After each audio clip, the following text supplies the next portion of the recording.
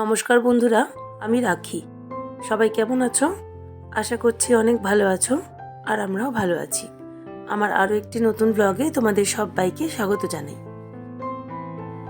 আজকে দুই ছেলেই স্কুলে আর কলেজে গেছে। আজকে ছোট ছেলের পরীক্ষা আছে আর বড় ছেলেও কলেজের জন্য বেরিয়ে গেছে। আর এখন আমি আমার হাজব্যান্ডের জন্য রান্না করে নিচ্ছি।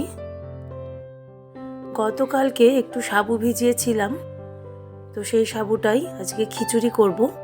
আমার হাজব্যান্ড সাবুর খিচুড়ি খেতে খুব ভালোবাসে। তো বড় ছেলে তো সকালবেলা ডাল ভাত সেদ্ধ এগুলো খেয়ে বেরিয়ে গেছে, আর ছোট ছেলের জন্য একটু ডাল করব। আর ওদিকে সজনা ফুলটা ভিজিয়ে রেখেছি, সজনা ফুলের একটু বড়া করব। আর সাবুর খিচুড়িটা অল্প করে হয়েছে, এটা হাজব্যান্ডকে দেবো আর আমি একটু টিফিনে খেয়ে নেব। যেহেতু সাবুটা ঠান্ডা, তো ছোট ছেলেকে তো দেবো না, কেননা ওর খুবই সর্দি কাশি হয়েছে আর একটু হালকা জ্বর জ্বর ভাবও আছে। এর মধ্যে কিন্তু আবার পরীক্ষাও চলছে, তাই এমনিতেই সাবধানে খুব রাখতে হচ্ছে ওকে। তো সাবুটা ঠান্ডা জাতীয় জিনিস বলে ওকে দেবো না, ওকে এমনি ভাত ডাল আর বড়া ভাজা করে দেব। আর এই তো তোমাদের সাথে কথা বলতে বলতে কিন্তু সাবুর খিচুড়িটা আমার তৈরি করা হয়ে গেছে। সাবুর খিচুড়িটা কিন্তু খেতে বেশ ভালো লাগে, কিন্তু এর মধ্যে অন্যান্য সবজি অ্যাড করলে আবার কেমন একটা যেন গন্ধ লাগে, এর জন্য আর ততটা খেতে ভালো লাগে না। তো আমার হাজব্যান্ড বলছিল যে একটু ফুলকপি দেওয়ার কথা, কিন্তু আমি দিলাম না, কেননা খেতে একদমই ভালো লাগবে না। তো সাবুর খিচুড়িটা নামিয়ে ফেলেছি, আর এখন সজনা ফুলগুলো খুব ভালো করে ধুয়ে নিলাম।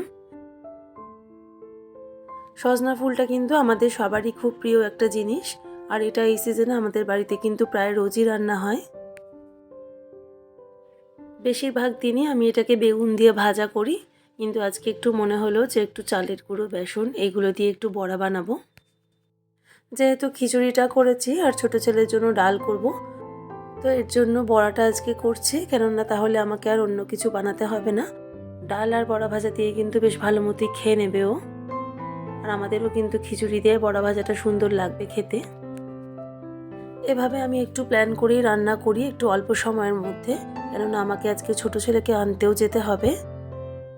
তো এর জন্য আজকে একদমই সিম্পল রান্না করছি, কোনো রান্নার ঝামেলাই করব না।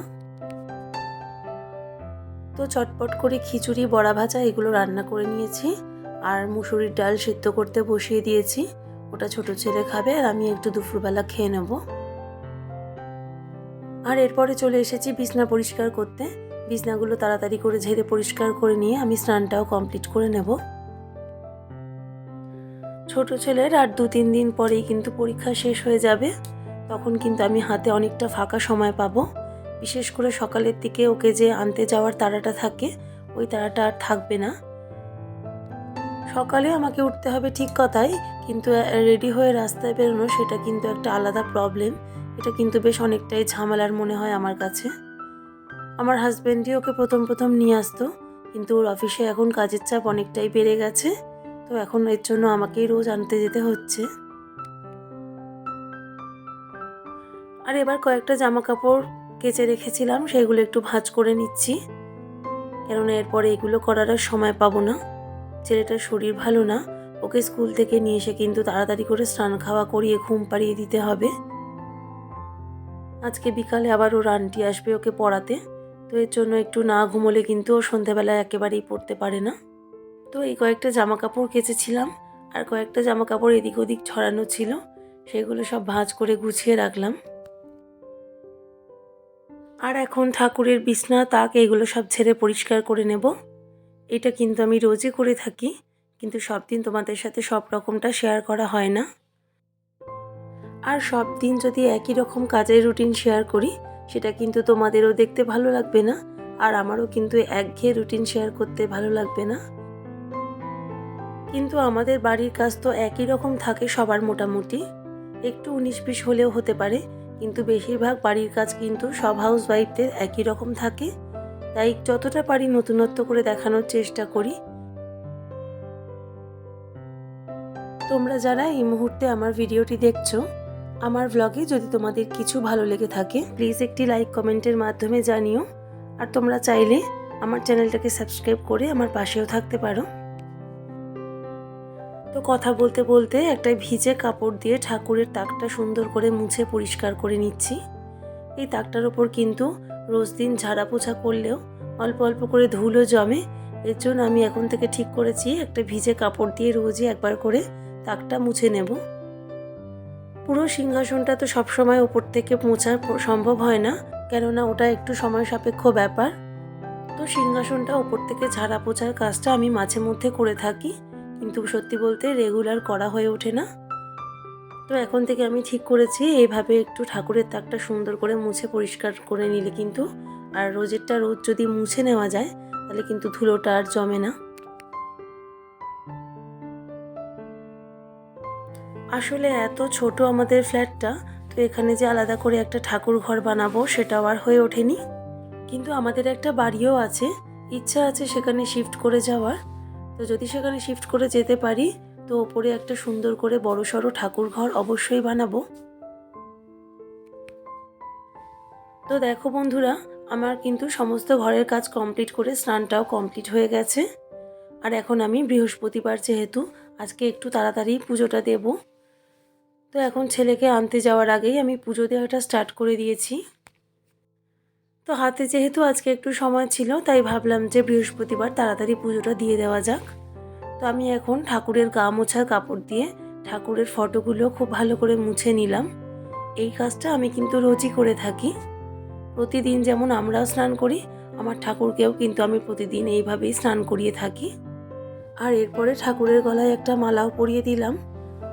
আর এখন যেহেতু পুরোপুরি গরমকাল পড়েনি, একটু শীতের আমেজ এখনও অবধি রয়ে গেছে, তো ঠাকুরের গায়ের কাপড়টা কিন্তু আমি এখনও তুলিনি। যেহেতু আমরা নিজেরাও এখন একটা হালকা চাদর গায়ে দিই, তাই জন্যই ঠাকুরের চাদরটাও ঠাকুরের গায়ে দিয়ে রেখেছি। তো ঠাকুরকে গা মোছানো হয়ে গেছে, এবারে সুন্দর করে ফুল দিয়ে সাজিয়ে নিচ্ছি। যাদের বাড়িতে গোপাল আছে তারা যেভাবে বাড়িতে গোপাল পুজো করেন, অনেকটা সেই রকমভাবে কিন্তু আমি আমার ঘরের ঠাকুরকে পুজো করে থাকি। আর 5টা বাড়িতে তথাকথিত ঠিক যেভাবে পুজোটা করা হয়, আমার পুজোর ধরনটা কিন্তু তাদের থেকে বেশ অনেকটাই আলাদা।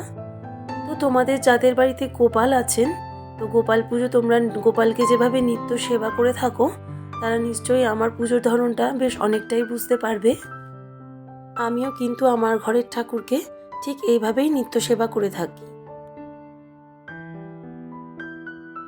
ঠাকুরকে তো এখন ফুল দিয়ে সুন্দর করে সাজিয়ে দিয়েছি, আর এখন ঠাকুরের ভোগটাও দিয়ে দিলাম। আর ঠাকুরের বিছনায় কিন্তু আমি এক গাদা ফুল দিয়ে সাজাই না, কেননা আমাদের নিজেদের বিছনায় যদি ফুল দিয়ে সাজানো হয় আমরা তো তার মধ্যে শুতে পারবো না, আমাদের কষ্ট হবে। আর যেটা আমরা নিজেরা পারবো না সেটা ঠাকুরকে কি করে করতে দিই। তো আমার চিন্তাধারাটা খানিকটা এইরকমই। তো এখন ঠাকুরের ভোগ দেওয়া হয়ে গেছে, এখন একটু ঠাকুরকে ধূপ দেখিয়ে দেব। ধূপটাও কিন্তু আমি বেশি পরিমাণ জ্বালাই না, কেননা ধূপের ধোঁয়ায় আমাদের চোখ জ্বালা করে, কষ্ট হয়।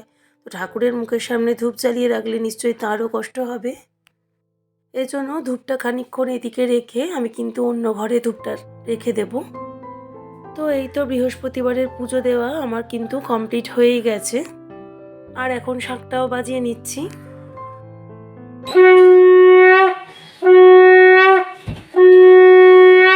তো বন্ধুরা, ঠাকুর প্রণাম করে আমি এখন রেডি হয়ে বেরিয়ে যাব ছেলেকে স্কুলে আনতে।